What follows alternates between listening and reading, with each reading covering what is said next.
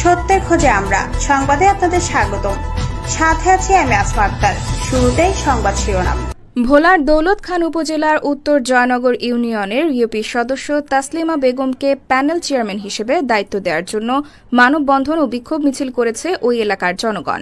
এ সময় বক্তারা বলেন, সরকার পতনের পরপরই অপকর্মের দায়ে এলাকা ছেড়ে পালিয়েছে চেয়ারম্যান বশির সর্দার।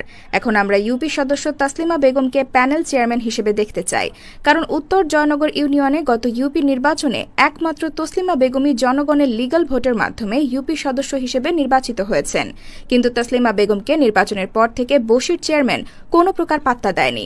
তারা আরও বলেন, ইউনিয়ন পরিষদে সরকারিভাবে যত বরাদ্দ আসত তাসলিমা বেগমের 3টি ওয়ার্ডের জন্য তাকে তেমন কিছুই দেয়া হতো না। তারপরও তাসলিমা বেগম নিজ উদ্যোগে বিগত দিনে সাধ্যমতো এলাকার মানুষের সহযোগিতা ও খোঁজখবর নিয়েছেন। তারা আরও বলেন, তাসলিমা বেগম এলাকার মানুষের জন্য কাজ করার উদ্দেশ্যে এ পর্যন্ত মোট 4বার ইউপি নির্বাচনে অংশগ্রহণ করেছেন। এলাকায় তার যথেষ্ট জনসমর্থন থাকা সত্ত্বেও তৎকালীন লিটন চেয়ারম্যানের ষড়যন্ত্রের কারণে নির্বাচনে বিজয় লাভ করতে পারেননি তিনি। একটা সময় শুধুমাত্র এই নির্বাচনকে কেন্দ্র করে লিটন চেয়ারম্যানের সাথে শুরু হয় তাসলিমা বেগমের চরম শত্রুতা। লিটন চেয়ারম্যানের পালিত ক্যাডার বাহিনী এ পর্যন্ত মোট 3বার তাসলিমা বেগমের ওপর ভয়াবহ হামলা চালায়। তারপরও ক্ষান্ত হয়নি এ প্রতিবাদী ও পরোপকারী নারী। গত নির্বাচনে তাসলিমা বেগম জনগণের ভালোবাসার রায়ের মাধ্যমে ইউপি সদস্য পদে নির্বাচিত হন।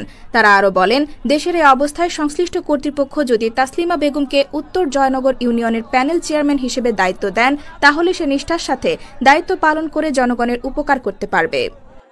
তাসলিমা আফা আমাকে 2.5 বছর মেম্বার ছিল এই 5 নং ওয়ার্ডের ভিতরে। এখন আমরা তারে চেয়ারম্যান বানাইতে চাই। আমরা জনগণে এই পরিষদের চেয়ারম্যান হবে। হ্যাঁ, আমাকে ভালো মন্দ সব সময় আগেও ছিল, এখনো সে থাকবো। আমরা আশা করি সবাই মিললে সেই জন্য এনে চেয়ারম্যান হয়ে আমাকে সবার তততলা সে নেয়।